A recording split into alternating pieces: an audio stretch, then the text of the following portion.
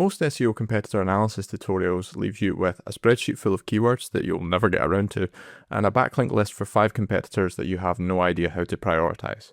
In other words, you get a big long to-do list that never gets done. I'm Chris, and in this video, I want to show you a faster approach that you can scale as much as you need.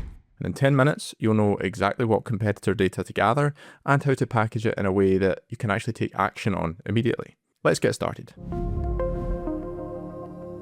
So the first thing that you're going to want to do is download this spreadsheet template, which I have included in the description below. And this is all set up and ready to go to allow you to analyze one competitor at a time for 3 key areas, which I will cover in the course of this video. We're going to start with some basic information about your brand and your competitor's brand. Now, these numbers are just to be used as a baseline for now. We're not going to pay too much attention to the specifics. It's really so that once you've performed a competitor analysis, taken action, and then maybe a month down the line, you can come back and understand how things have shifted. For example, whether your AI visibility has increased compared to your competitors, or whether they've made gains in the organic keywords that you're ranking for compared to you. So fill this out for your own brand first, and then the first competitor that you want to analyze. I'll do that now, and then I'll come back whenever it's filled in. So I filled this out. I used Semrush domain overview to gather data on the AI visibility, mentions, that kind of thing for Brand Trade, which are a coffee subscription service. I'm going to use them as the example throughout this video, and the first competitor we're going to analyze is Beanbox. So in Semrush domain overview, I just pulled out various metrics like AI visibility, authority score, and that kind of thing to give us our baseline, and I've added the date that we analyzed this so that we can use that as a reference point going forward. If you don't know which competitors to use for this analysis, scroll down in the domain overview tool to the main organic competitors section. You'll see here these are your main rivals that are competing for the same kind of keywords as you in organic search results. Now, these might not be the same as your business competitors. These are the businesses that you're competing with in search specifically. So now that we have that set up, our next step is to perform a keyword gap analysis. And this is where we will find keywords that our rivals are ranking for that we are not. And the idea is that we want to fill those gaps where they are relevant and important for our business by creating great content, adding new pages, that kind of thing. So to do this, I will go to Semrush's keyword gap tool and I will enter our domain, and you'll see if you click on the add domain for your competitor, also lists a bunch of rivals here. So you can choose from any of these or add your own. I'm going to go with Beanbox and I'm going to hit compare. So when this loads in, you'll see it gives you an overview of the kind of keyword overlap. And then if you scroll down here, there's a more detailed list, and we want to click on this missing tab. These are all the keywords that our rival, Beanbox in this case, the ones that they are ranking for that we are currently not. You can see there's about 6,000, so that's quite a lot to work with here. And I did say that this was going to be a fast and efficient setup, so we're going to apply some filters here. So the first filter that I am going to add is for position. We're going to go for competitors and top 10. Now, this just ensures that we are only looking at keywords that our rivals are actually ranking quite well for. Next, I'm going to add a volume filter. Now, you can add whatever you want here. You don't need to add one at all. This is mainly just to prioritize the keywords loosely based on potential search demand. We're not really too worried about specific volumes here, and it's really just to further bring that list of 6,000 keywords down to something a bit more manageable. I'm going to add a keyword difficulty filter. I'm going to make it 49 as a maximum. You can see that will cover possible, easy, and very easy keywords. Again, you can tune this based on your own site's authority, the kind of keywords you want to go after. I'm just going to use this for example's sake. You don't need to fill out anything here, but this is a good way to find lower hanging fruit keywords. Next, I'm going to add in an intent filter because I'm most interested in commercial and transactional keywords for this analysis. These are keywords that are more likely to lead to conversions than just informational keywords and terms where people are just asking for definitions or simple answers to questions. So I'll click apply, and then the final filter I'm going to add is I'm going to exclude brand name keywords. So I'm going to exclude Beanbox because you'll find that your rivals are probably ranking quite well for their brand keywords and you're not going to compete with them. Cutting them out of this step just further streamlines the list. So you can see I've cut it down to 168 keywords, and from here I just want to go through these, pick out the keywords that look like they are most relevant to our business, and then we're going to add them to our spreadsheet. You can see I've found a keyword that is relevant to our business, and that's coffee gift baskets. I've added search volume and keyword difficulty. The numbers here aren't super important. Like I mentioned when we were going through the filters, this is just to bake in a little bit of prioritization from the outset because this is designed to be a quick and easy competitor analysis approach that doesn't require much filtering later on. And the idea is you'll end up with a list of say 10 to 15 keywords here that you can take action on, and you know there is some search demand and they shouldn't be too difficult to rank for. Again, your thresholds can vary here. So these related keywords, I got them by jumping back into Keyword Gap, finding the relevant keyword and just clicking into it. It opens up a keyword overview window. You can see some more information here. But if we scroll down, we have keyword ideas, and there are 956 for this keyword. So I don't probably want to go through all of them. I just want to take a look at the most likely relevant ones that maybe have high volume and hopefully low keyword difficulty as well. And I can do the same kind of thing for questions. So I've added some of these to our related keywords and related questions boxes. And the next thing to do is look at the content type or structure of the competitor article or post or page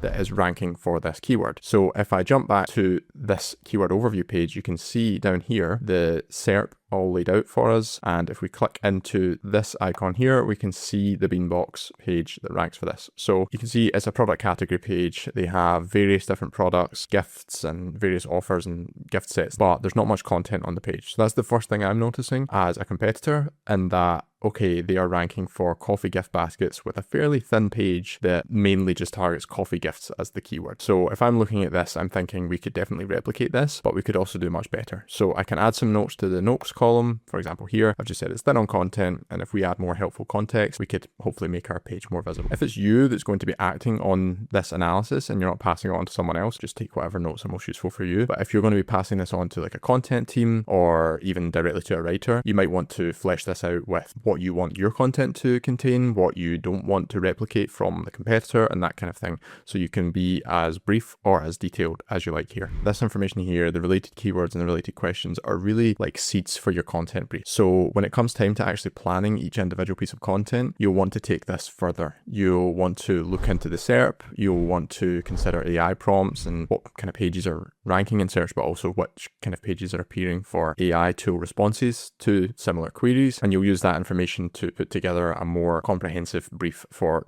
you or a writer. So this is just the first stage of that process, and this should hopefully help you create the right piece of content for the right keywords. Next up is an AI topic gap analysis.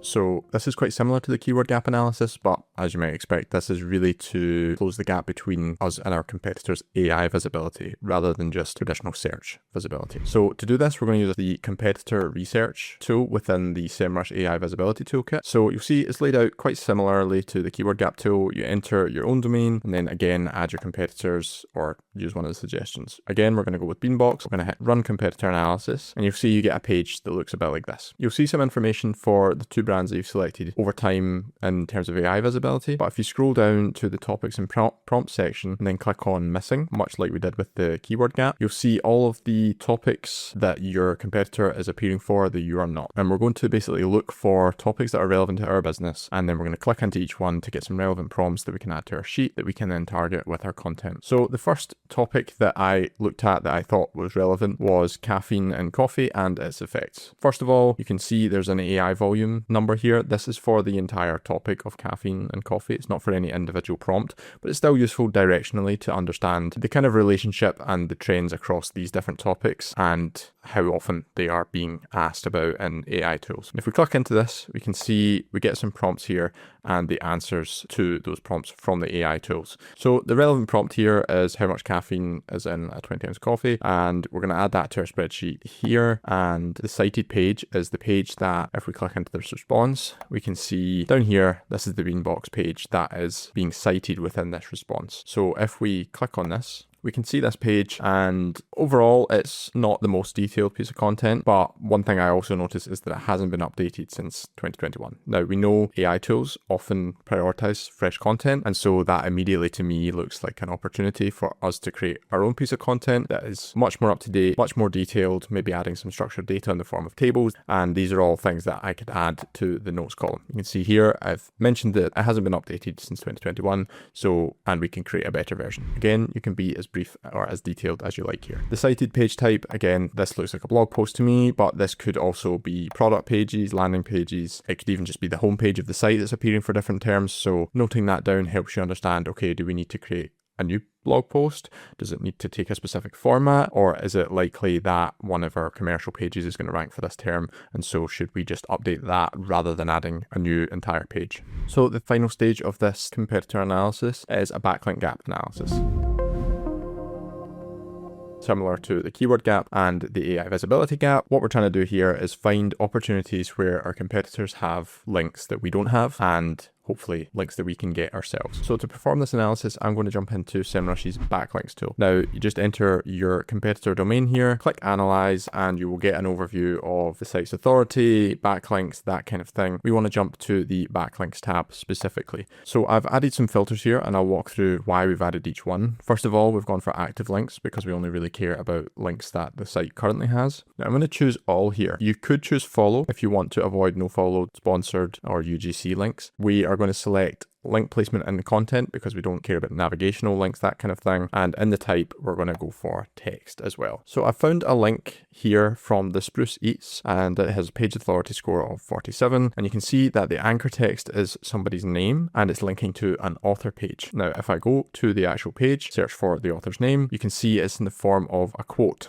There's an opportunity here to provide our own quote and reach out to the site to see if they would take our quote and add our own link. And given that the page was updated within the past year, they might be open to adding a new quote in there. And the page has quite high authority, so getting a link from this site could be very useful. As you work through the other potential backlinks, you'll find other types of pages, obviously. In this case, it was an author page, but a lot of sites will be linking to product pages, landing pages, even home pages, and this helps you understand what kind of content you might need to update to get the link, what kind of content you might need to reach out with, or what kind of new content you might need to create. The main thing to keep in mind when performing this is to ask yourself if you can actually create the piece of content that your competitor has created. Is it achievable with your expertise, your budget, your resources, the writers and staff that you have on your team? Is it unique to that brand? Is it unique to a relationship between that brand and the linking site? And are multiple competitors getting links within that piece of content? Because if multiple competitors getting links on the same page, there's a reasonable chance you could also be worthy of getting a link. So we've now performed a quick and effective keyword gap analysis, AI visibility gap analysis, and a backlink gap analysis. The idea is that you will go through this spreadsheet, fill it out with 10 to 15 of each, and work on closing those gaps as a starting point. I recommend starting with 15 because it will leave you with enough to create new pieces of content or new outreach targets for backlinks,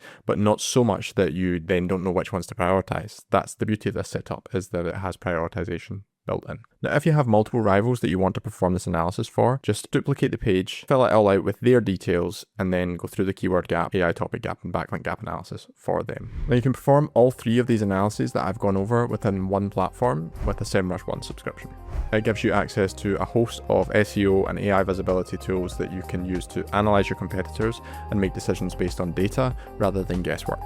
You can sign up for a Semrush One subscription via the link in the description below, and make sure to subscribe to the channel for more videos like this. Thanks for watching, and I'll see you in the next one.